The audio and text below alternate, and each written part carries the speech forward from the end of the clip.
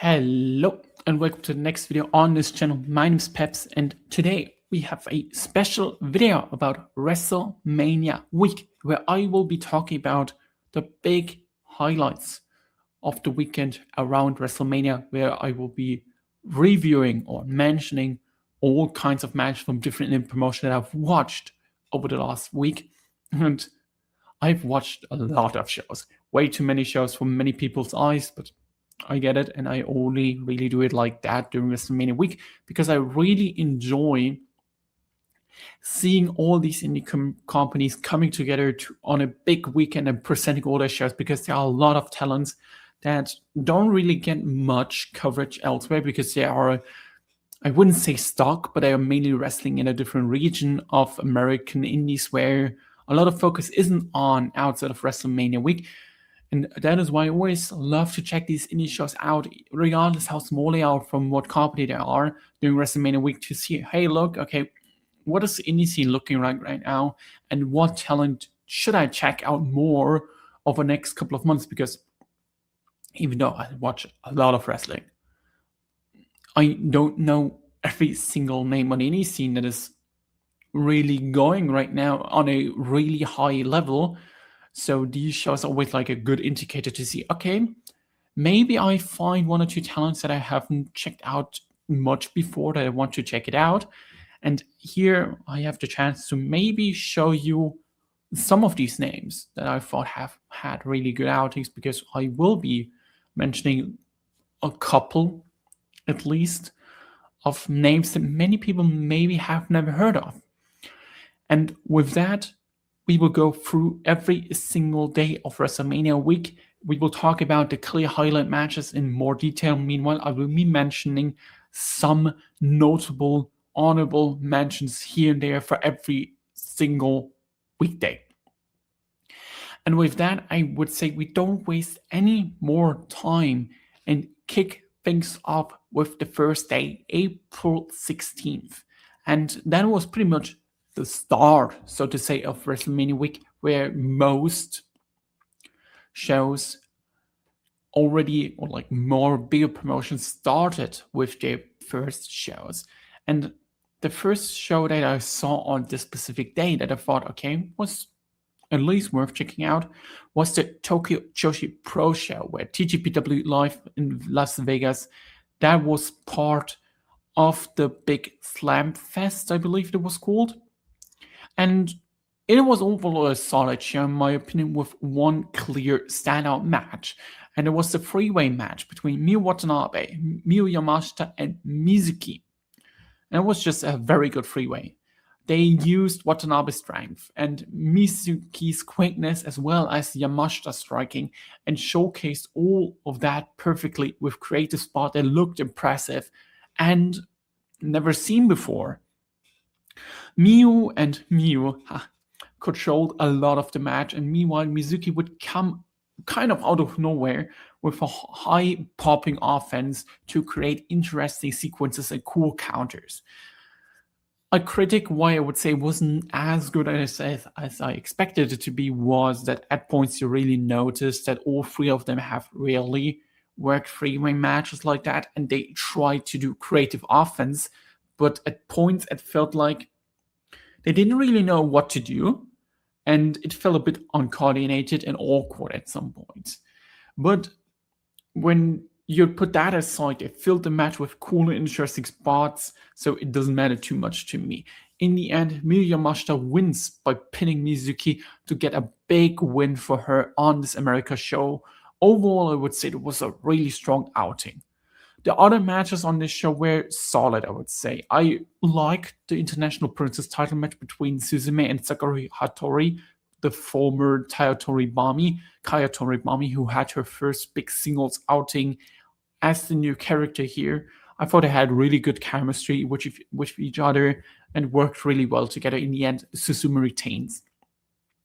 The tag team title match between the Inspiration and Hyper Misao and Shoko Nakajima was pretty fine. It was funny to see Hyper Misao countering the bits that Cassie and Jessie made with her own bits. That was like kind of funny.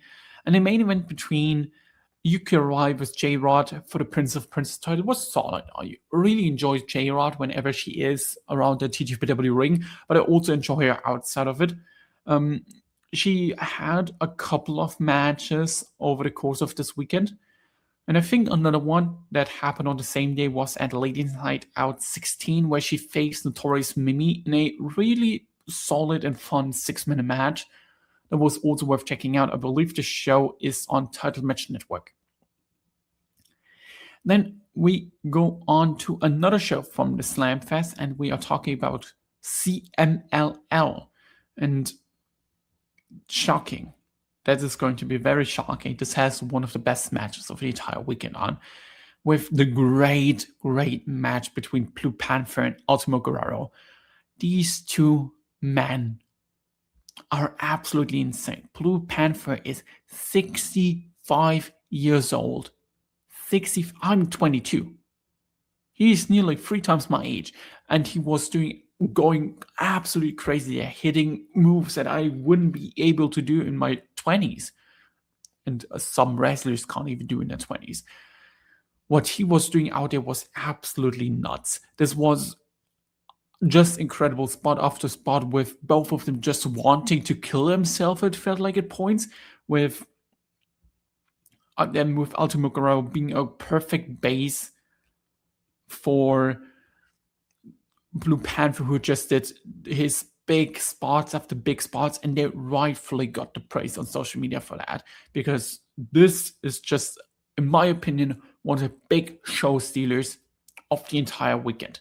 A masterclass of 2 aging legends, and they had no reason to go as crazy as they did, and it just blew me away. They put their whole bodies on the line, take bumps onto the floor, onto the apron, inside the ring, and I was going absolutely crazy the longer the match went.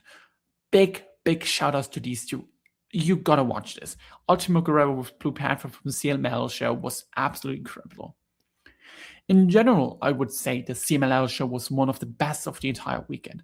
I really enjoyed the match between Persephone and Tessa Blanchard for the CMLL Women's title. Captain Suicida and Flip Gordon versus Mascara Dorada and Nail was really good. There was a strong tag team outing. Claudio and Atlantis Jr., even though I expected a little bit more from them, had a really good outing, with Atlantis trying his best to topple Claudio, but Claudio just beat him in the end, and it was awesome to watch. And the main event between Mystico and Templario with Andrade Oro and Hechicel was just really great. Mystico was in his element. Really good to see. Overall, I would say it was one of the strongest shows of the entire weekend. I think the only 2 matches kind of fell down was the Barbosa Defunto and Sobrano Jr. vs. Esfinge Valiente Jr. Match that went like 25 minutes. I have no idea why they went 25. And the minis match in the opener with Kemalito was also solid, but nothing crazy. Then we go on to another show that happened on this specific day, and there was the New Texas Pro Sin City Stampede show, where I thought there were a couple of matches that I really enjoyed.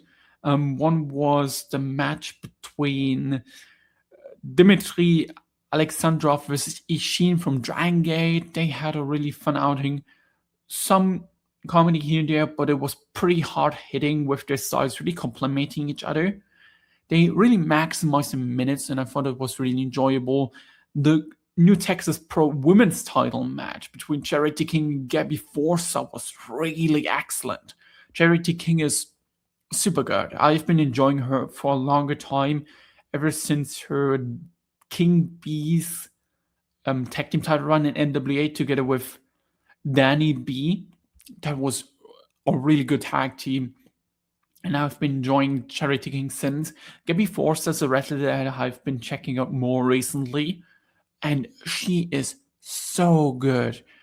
If you haven't checked it out, you gotta check out her ETO tournament run that she had at the beginning of April, where she faced Maggie Lee, Amira, and then had this great final as well and won in the end the Coastal Crown title.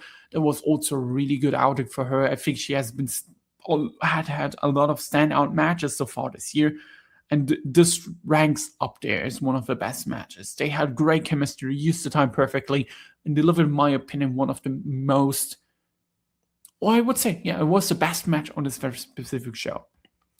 The main event between Danny Orion and Brian Keith for the new Texas Pro title was also good, but I thought the finish with the time limit draw was kind of sucky.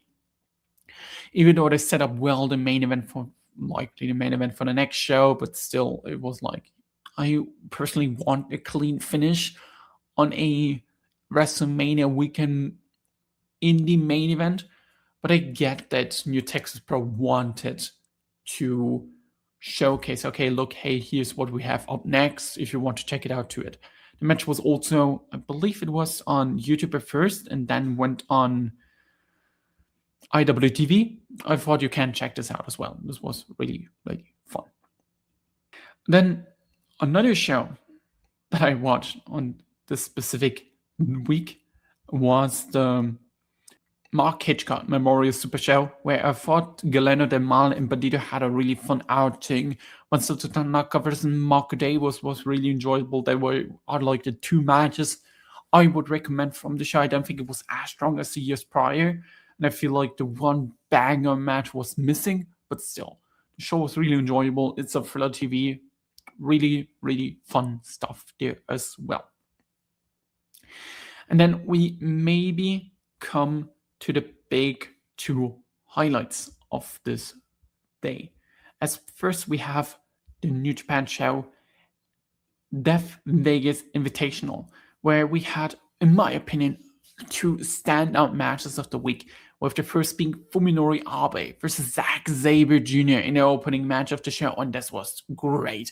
A lot of Zack Sabre Jr. isn't, but Abe fought back, and it got a lot of time with 17 minutes or so, and it just kicked ass.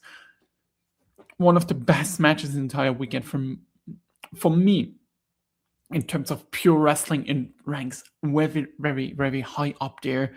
A lot of fun, good counters, great action, and my God, Zack Sabre Jr. is just phenomenal.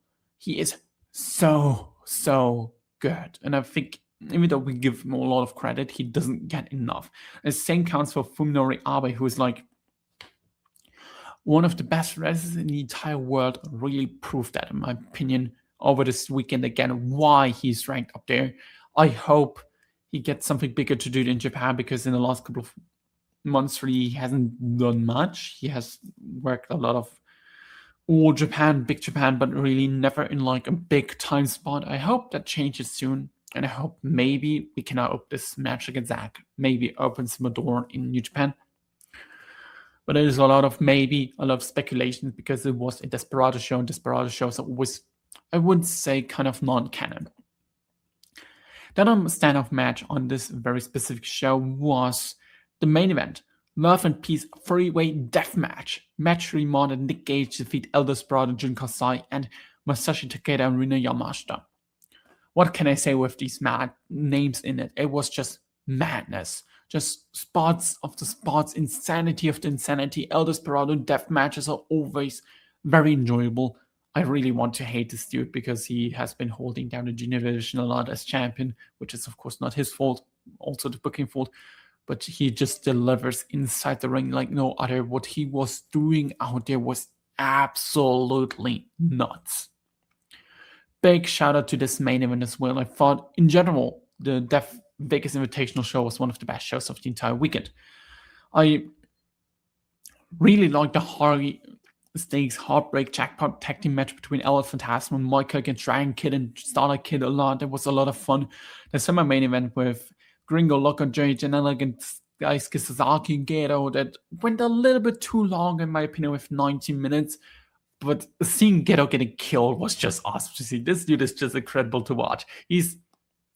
I have my opinion on him as a booker, but he's just very funny to watch as a wrestler, because he kind of finds the right moments to turn it up and be a serious wrestler. And he has a really good year as a wrestler. If you have watched a Team DK versus Unknown Company match, where he sometimes was just going crazy with Zack Sabre Jr. for absolutely no reason. So big shout out to that show from Desperado that really kicked ass. And then we are coming to the big highlight on the Friday show. And it's West Coast Pro Wrestling, West Coast versus the World 2026. And this show had two matches that really stole the entire weekend from me. And the first is a exhibition match as Senka Katsuki, one of the standout names of last year's WrestleMania weekend with the great and fantastic match against Aja Khan, faces none other than Chris fucking Hero. And Senka was originally meant to face Daniel Luna here, but Luna's father passed away sadly. So Senka was faced with a surprise opponent, which turned out to be Chris Hero, who returns to the ring for the first time since his retirement match, I believe, in 2024. And my God, what a fun match this was. It was a very simple David vs. Goliath type match with Senka trying her best to get her offense in, while Hero was just destroying Senka with no remorse. And the crowd was absolutely into everything they did. When Senka got her suplex through a tower at the 5-minute mark, the crowd went absolutely apeshit. Senka is a god among wrestlers on these West Coast shows. The crowd is so behind her, and they elevated the match to another level. The match then ends in a 5-minute time limit draw, but Chris Hero made sure that they added 5 more minutes, and these last 5 more minutes were awesome. Senka got way more offense in, including finally taking down Hero with a lariat as the crowd goes wild again. The way Senka Katsuki, as a rookie, is owning these West Coast pro crowds is absolutely phenomenal. I've rarely seen something like this on the indies. I've rarely seen something like this in wrestling in general. The way Senka owns these crowds is just absolutely. They were eating out of the palm of her hands. They wanted her to get her offense in. And every time Chris Hero cut her offense short, they started to completely boo, and it was phenomenal to watch. There was one stretch at the beginning where Senka was clobbering or trying to clobber him with the lariats, and Chris Hero was like, nah, and just pump kicked the hell out of her. And the crowd was like, holy shit, okay, we are going to that level. And from that on, they were in until the very end. By the end of the match, then Chris Hero plants Senka with a pile driver and wins the match. After the match, they showed respect to each other, and it was just a cool moment and a fantastic and phenomenal outing by both of them. Really enjoyed this match. You gotta check it out. It's on YouTube. It's for free, and free wrestling is always great. West Coast Pro is always one of the highlights, and the main event of the show also delivered, because we had Johnny Robbie defending her West Coast Pro women's title against Mio Momono, and this was a great main event with Mio Momono, who comes back here to a West Coast ring being super motivated to deliver a big time performance here. Mio won the belt after nearly 20 minutes of a great main event outing to end a really fun show, and crowns herself as a new West Coast Women's Champion. And Mio was onto something here. I don't know what was going on in her head, and she's already praised as one of the best in-ring workers in the entire world. But maybe she thought she was like in the Tokyo Dome main event facing Hiroshi Tanahashi in her retirement match here, because she went absolutely nuts here for God knows why. And even more than already, she hit moves and counters she rarely does, fit absolutely in her element, and made Robbie's life hell. And every opportunity with her quickness, with her powers, with her counters. Robbie absolutely hold her own, and it wasn't like the skill gap between them was massive. Absolutely not. Don't get me wrong. The skill gap wasn't that big, because Robbie is a great wrestler. Johnny Robbie held her absolute own in this match. She fought back at every opportunity possible. She absolutely killed it here. And together they created a great atmosphere and just delivered a big time outing. I thought this was one of the best main events that we had on this entire weekend. They absolutely killed it, and it ends the nearly 400-day reign of Johnny Robbie as champion. And I know many people here have not seen Johnny Robbie. Please check out her title reign as West Coast Pro Women's champion, because she absolutely killed it, had one on hell of a run, coming back after a serious neck injury that took her out for a majority of 2024, came back in 2025, won the belt, and proved to be one of the best unsigned wrestlers in all of America right now. Her title run was great, filled with very good matches against Miko Alana, where she not only defended it in West Coast, but also in WXW in Germany, Maya Wood, Trisha Dora, Amira, and so many more. Gibby Forza, and here, of course, the match as well against Mio Morano. She absolutely killed as champion. One hell of a title run from her, and it's going to be exciting what she's going to do next. In a backstage promo, she kind of teased that it will run this back in Japan, and I would absolutely take this as a match that happens either in Hurricane Wall, Shinjuku Phase, Shikiba First Ring, wherever in the Marvelous Ring. I would take this with a hat because I want to see Mio and Robbie going at each other again. Absolutely great outing. The rest of the show was also pretty good. Miko Alana had a really fun outing against Aja Kong, where Aja Kong continues to be just great. And I thought that was a great way to end the Friday, from what I've seen, with a very good outing. Watch it. It's live. It's on YouTube for free. Great show by West Coast Pro. Then we continue and we go to the Saturday show. And the Saturday show kicked off not in America, not in Las Vegas, but in Hurricane Hall with SEAdLINNNG Jump Up 2026, where they had a show in Hurricane Hall with 3 matches that absolutely were incredible. The first one was a singles match between Miria Koga and Shuri, a great rookie versus veteran match with one hell of a Shuri performances. Shuri is one of the reasons why Koga started to wrestle, which was implanted heavily in the build-up to this, with Koga sharing images of attending shows to see Shuri when she was younger.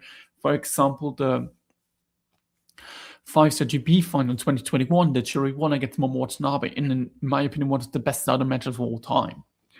And it was an awesome moment when they announced that match in Shinkiba last month, because Koga was like standing in the ring and Natsuko Taiyo and Arisa Nakajima was next to her, and she was like, yeah, we have a special match for you. And it's like Miria Koga versus, and then she said Shuri's name, and Koga, who's a rookie who was like very tough, very stiff, was like crying and bawling her eyes out inside the ring, which was an American moment, because it tells you how much it means to her to face Shuri.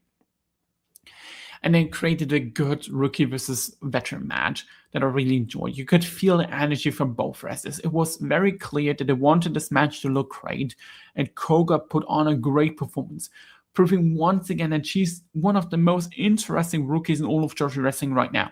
Her offense is really kick-based, and it's rare to see a Joshi wrestler as a rookie wrestler like that already, because she already showed, hey, look, I'm going to be a striker. And that was just cool to see. Shuri's performance was like top-notch as always, delivering a great performance in a role as a veteran. A great match. I really enjoyed this one. Shuri and A1 won, not a shocker. But Miria Koga came out, in my opinion, as a big winner just based on her performance. And then we come to the match that, in my opinion, maybe was the best match of the entire weekend. SEAdLINNNG Beyond the Sea Tag Team title match. Honori Hana and Unagi Sayaka defeat Celine Misora and Vanny in 60 minutes in a tag team masterclass. This was a rematch from the non-title match back in February that Celine and Vanny won, and here we had the rematch but for the tag titles, and it was even better than the first one. An incredible story told, with Vanny beating the piss out of Honori Hana throughout the entire match.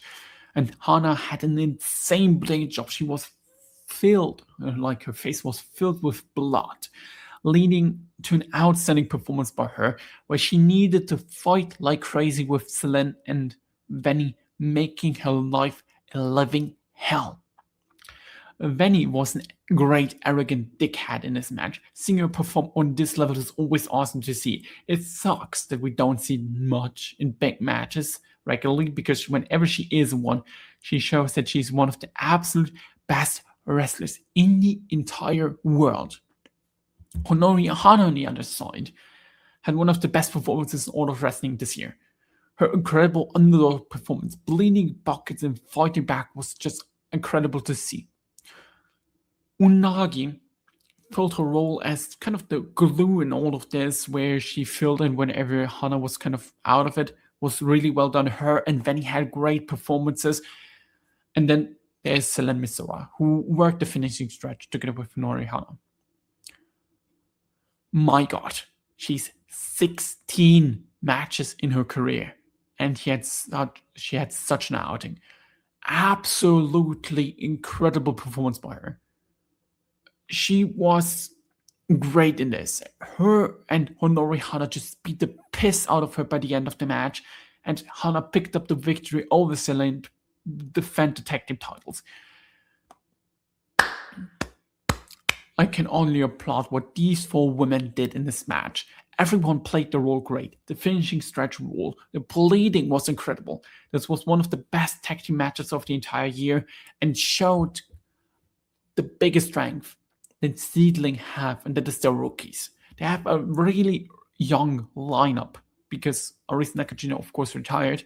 So they only have these young women's wrestlers that are only a couple of years in their career as the roster right now. And all of them delivered really well on this show.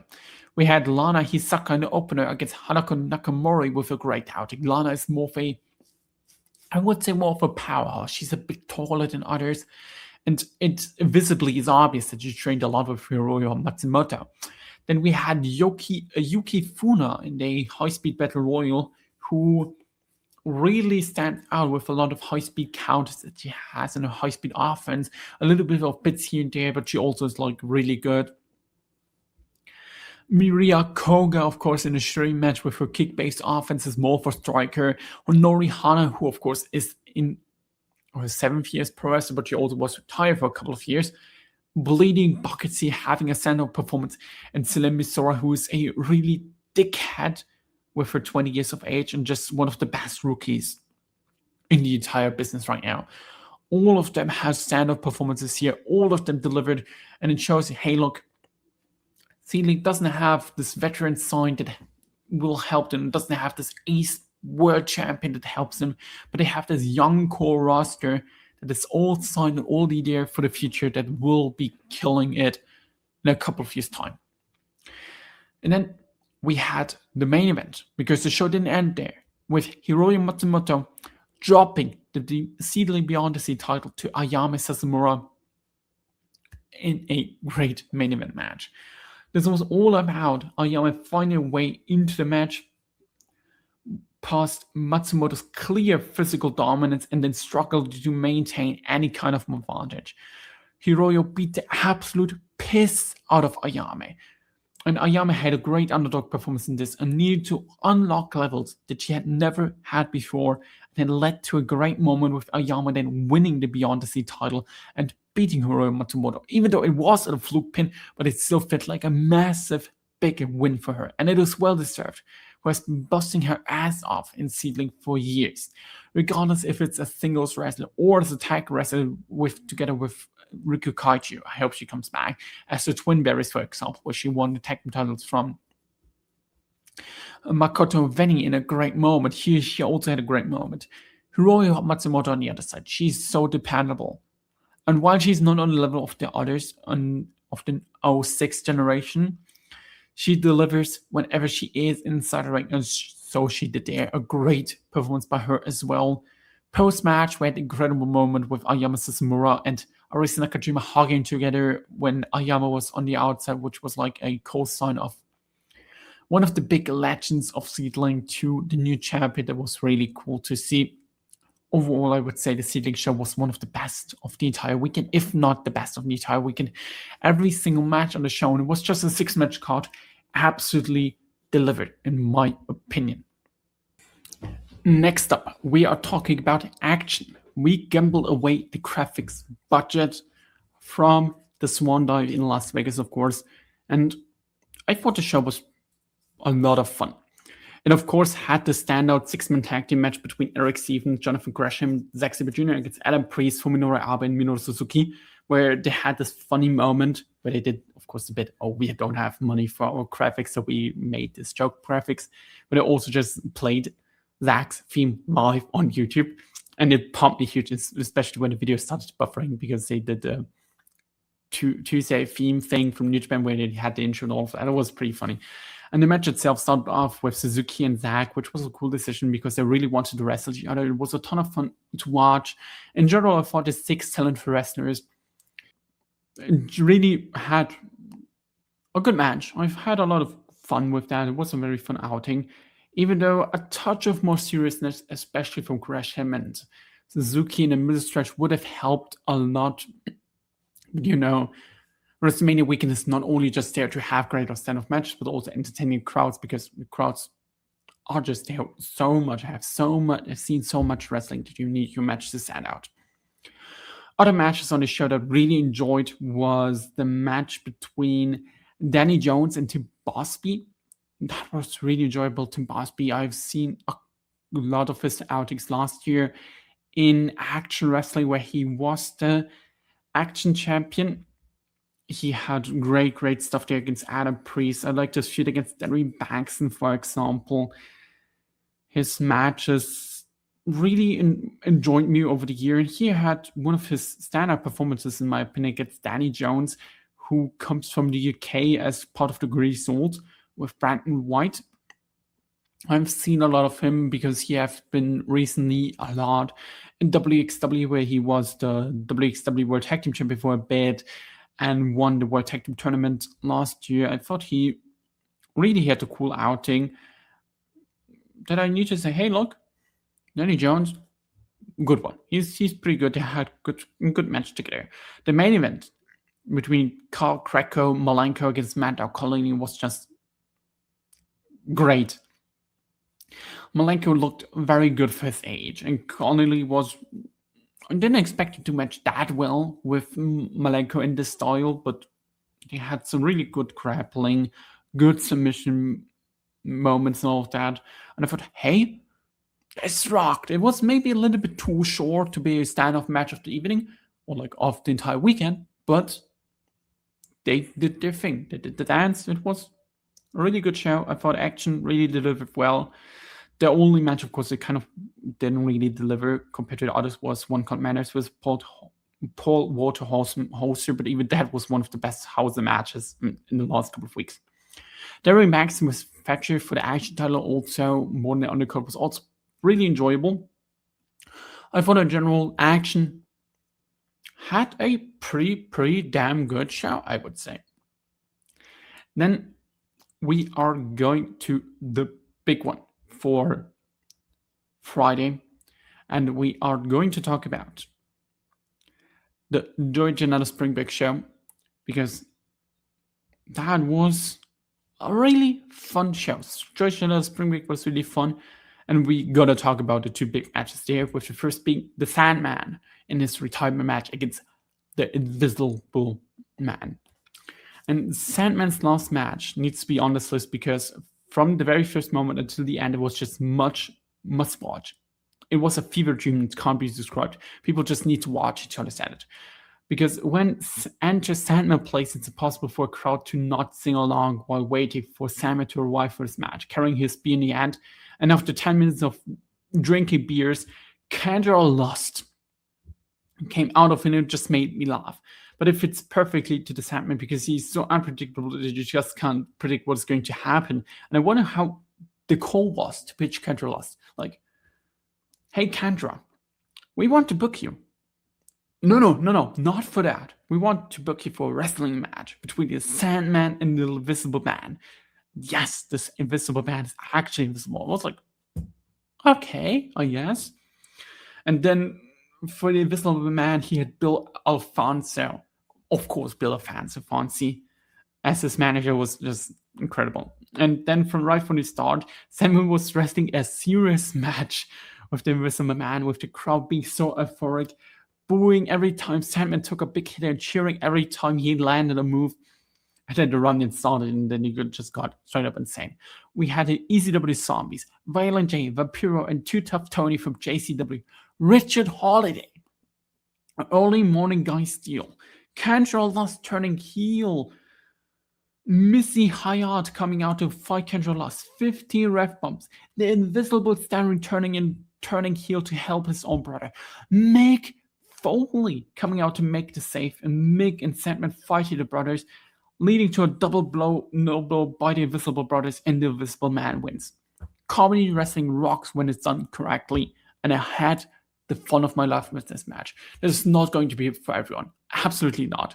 I think if it would be for everyone, it would be kind of wrong, because a match like this needs to be a bit controversial. But I thought it was just so much fun to watch. And then, of course, we had the main event of the show with Joe Janela facing Brody Lee Jr. in Brody Lee Jr. first match at the age of 14. And what can I say? Brody Lee Jr. looked great out there. The emotional shoutouts to his dad and his mentors created some major moments, but the pure execution of his moves looked good as well. He was technically way better than he should be, and everyone who trained him should be very proud of this match. But a huge shout out goes out to Joe Janela. He bumped his ass off. He was great in his role, helped Brody Lee Jr. to get through this match with great work that he's done in between big moments of Brody Lee Jr. And Joey really held this match well together, because we are talking about a match that went 29 minutes. Working a 29-minute match is already really tough. I don't think many wrestlers can do that. But being able to do that while, and it is a big part, while wrestling a 14-year-old in his debut match, big shout outs to Joe Janela. Really awesome stuff from him. I thought Joe Janela's spring back was enjoyable. It, of course, had a little bit of downers with the LA Cat vs. Effie match, for example, and I don't think Atticus Koga vs. Hayabusa was like that good. But I really liked the Rascals vs. Matters, Alec Price and John Oliver match, for example. The brass ring match was pretty fun, and the tag team match with the returning Marco Stuntz, Jack Perry against KJ also, and Sam Stackhouse, even though it went a little bit too long, was really fun as well. Now, the second to last show on Friday that I want to talk quickly about, and that is Bloodsport number 15, where they had a couple of good matches I really enjoyed. I thought Eric Stevens versus Fumilori Abe was really fun. Masashi Takeda versus Pete Dunne was really cool. Timothy Thatcher versus Charlie Dempsey was, in my opinion, the match of the night. And I also thought that Yuji Nagata versus Josh Barnett in the main event, as a rematch from Wrestling World 2003, I believe it was, at the Tokyo Dome, for the IWGP Heavyweight title, in the main event even, was really good. And after the match, then Josh Barnett announced that it's going to be the last Bloodsport. Well, we found out later due to Brad Lauderdale that they want to continue it, but like it was the last Bloodsport under the name of Josh Barnett. It's going to be interesting who takes it over next. My money goes to Shayna Baszler, because I think that Shayna would be the perfect fit for that next. I also could see, and then it would go more into the WWE-ism, that Nettie Neidhart gets it as a big name to sell it. But we will find it out. All I thought that Bloodsport was good. It was one of the better Bloodsports over the last couple of years, even though I think that's still an issue for me. I like the Bloodsport style, I like the shoot style, but it's tough for me to watch 10 or 12 matches of these Bloodsport matches back to back, because unlike in the past, I don't think many of these matches really stand out from each other. So it's a lot of the same old, so to speak, where a lot of these wrestlers don't do anything too much different from the others. There's a lot of locks, there's a lot of submissions. But I think a couple of matches here really stood out. Then the last show I want to talk about from this Friday was Stardom. And Stardom had their show in American Twin 2026, with, I would say, pretty good matches. Athena versus Reina was great. The run Reina is on is incredible for 19, not only for a 19-year-old, but for any wrestler who steps into this ring. She had this great match, of course, against Athena.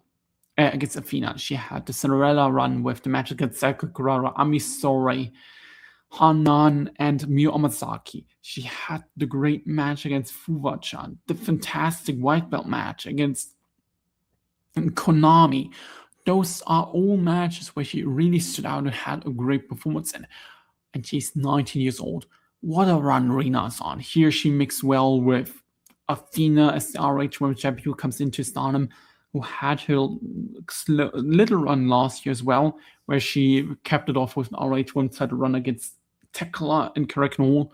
Athena's a wrestler I would love to see in Stardom for a tour, maybe for a 5-star GP, because she matches really well in terms of her intensity and how she wrestles with the Stardom women. Alex Windsor with Saida for the New Japan Strong title was also good. I expected maybe a little bit more from them, but still, I thought they had really good chemistry. They really delivered well. The same counts for the main event between Neo Genesis, Azumi, May, Sarah Salakit against the Babes of Wrath, Holly Cameron, Willow Nightingale, and the Cosmic Killer, Chris Statlander. There was a typical Stardom 6-man tag team match where they just went spot after spot after spot, and seeing Holly Cameron in the ring together with Salakit, Azumi, and May Sarah was kind of surreal, to be honest. Overall, I thought Stardom had a solid show. It sucks that you need to pay $20 for that, because it's really not worth it for a 1.5 hour show if you don't count the intermissions, but it's still, I thought it was pretty solid for what it was supposed to be. And with that, we are going to the Saturday.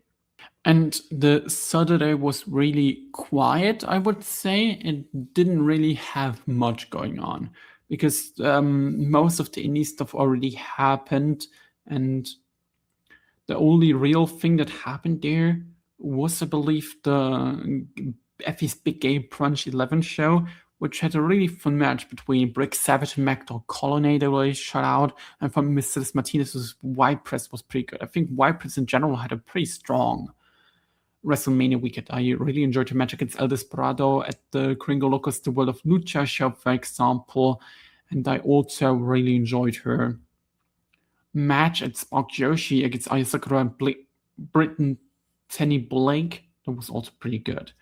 The rest of the card was kind of like just there. I think Effie had one of the weaker SAG matches I've seen in a longer time. And the main event was also pretty good, but nothing too much of a standout. Then really the only thing I would say that stands out on this weekday in Saturday was Gunther versus Seth Rollins from Wrestlemania Saturday, because it was the obvious, very good match with the obvious Braun return to screw over Rollins, but I liked this match a lot. The clear match of the night on WrestleMania Saturday from a pure in-ring perspective, with Rollins going absolutely crazy, and I felt like he had a chip on the shoulder. I don't know. I feel like, I don't know what it is, but I feel like that Seth Rollins is trying even harder to impress people than already. And it works, in my opinion, because I think this was really good. In the end, Gunther, of course, wins with the help of Braun, and WWE is going the exact way with the story that everyone expects. Heyman sets out Braun to help Gunther as the favor that Heyman owes Gunther. Gunther will tell him that it's not the favor he wants, which will lead to either Gunther versus Lesnar at the SummerSlam, God hopes not, or to Gunther versus Roman for the title, with Paul Heyman being in the corner of Gunther, because one thing that always gets something out of Roman is when he's distracted, and Heyman in the corner of Lesnar would be exactly that, as we have seen already with the Punk, Rollins, and Roman match. And with that, I would say we jump straight to the Sunday. where we had a match from Japan that really stood out to me, and that was from All Japan's Champion Carnival Day 3, Yuma Ansai and Kento Miyahara, who fought to a 30-minute time draw. And All Japan here reheated the pairing at Yoyogi on December 31st, where Kento defeated Ansai in a fantastic match, one of the best matches of 2025, and that was the rematch from here. This had the typical All Japan match formula in 2026, including crowd brawls and the spots on the apron, but unlike the other matches, it felt like it wasn't on the field to waste time, but to add something to the match. Ansai had to have the ice in the fire to tell a meaningful story. It didn't feel like for a second they were going to further limit timer drop, which, what I expected it beforehand, due to the standings, they told, especially the last 15 minutes, with more urgency in the ring so well that it felt like it could end at any moment, and was done really well from them. The way Ansai escaped the shutdown suplex was incredibly told throughout the match.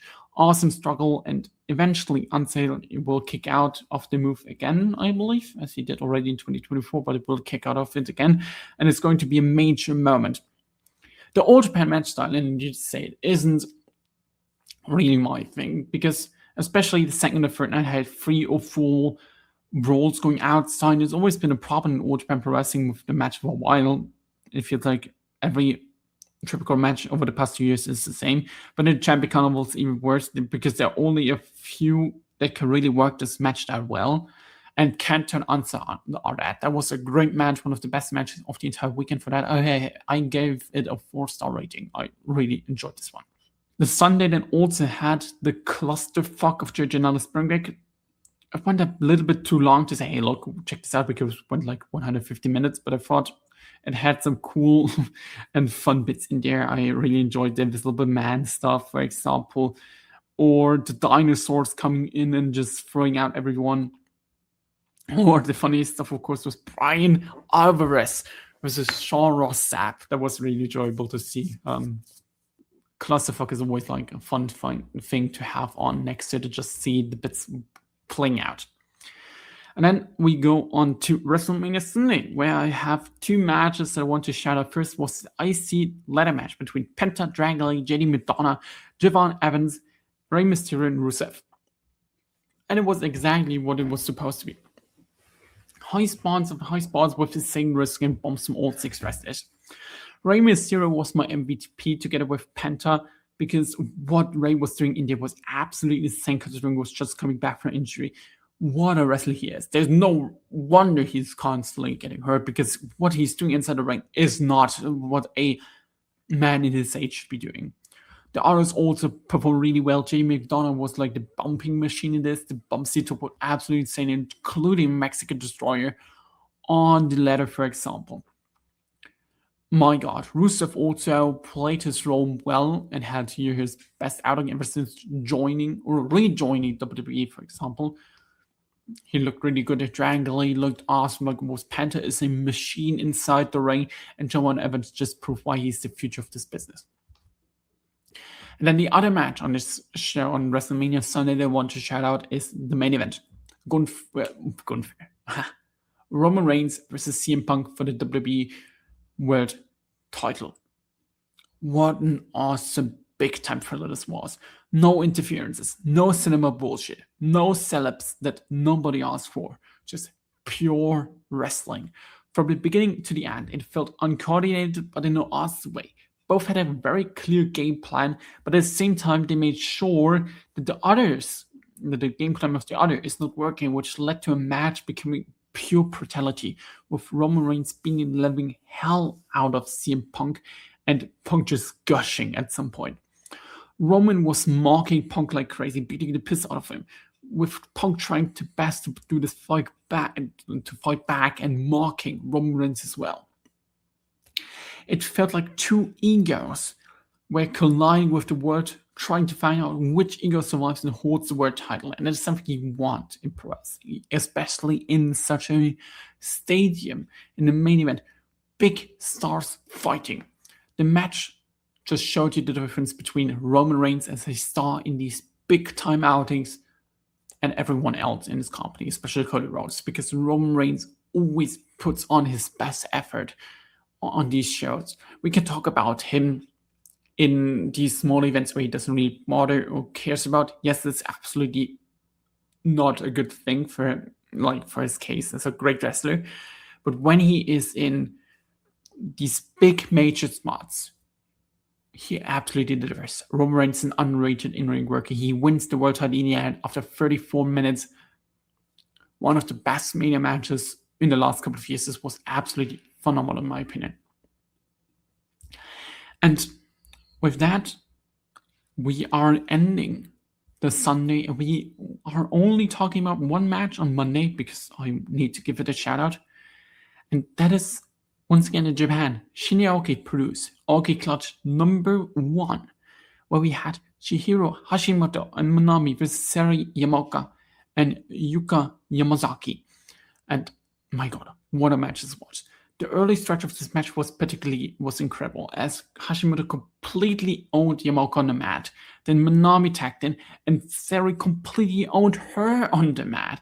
Great way to show that Sari's mat skills are incredible and she can out-wrestle everyone. But Hashimoto was one of the few wrestlers who are buff in that specific thing. The Senna Girls team completely dominated the Mariko team throughout the match, which was mainly due to Hashimoto being Hashimoto. Meanwhile, Manami was a bit more struggling. And it was great to see the Marigold duo trying to overcome them and trying to get their advantages through isolating Manami, for example. Do I need to say what the highlights was of this match, or is it was Hashimoto Sari Yamaoka. These two are just awesome to watch together because, and I'm saying this with full confidence, there's no better wrestler in this entire world than Chihiro Hashimoto. And seeing a wrestler, especially a fantastic rookie like Sari Yamaoka, trying her best to beat Hashimoto is always great to watch. And the chemistry is just unreal. I love the singles matches as well, and I love this tag team out between them. Also, another thing that I need to mention here, Yuka Yamazaki. My god, what a wrestler. We always talk about the great Marigold rookies and the great Joshi rookies, but Yuka Yamazaki doesn't get enough shine for what she's doing, and enough praise, because she is great in whenever she books in. She's a real Swiss knife in Marigold, and her interactions with Hashimoto were also great. Manami, while being least in the focus, he also filled in whenever she needed really well, and overall they created an awesome match that, in my opinion, everyone should check out. And with that, we are through every match that I wanted to shout out here, and I wanted to give a little bit of a focus. Over 50 minutes, a lot of different companies, a lot of different wrestlers. I hope you all have maybe found a match that you haven't seen before and want to check it out due to this video. With that, I hope you all enjoy this video. Leave a like and comment down below. Check out my other videos on the channel. With that, we will see each other next time. Bye-bye.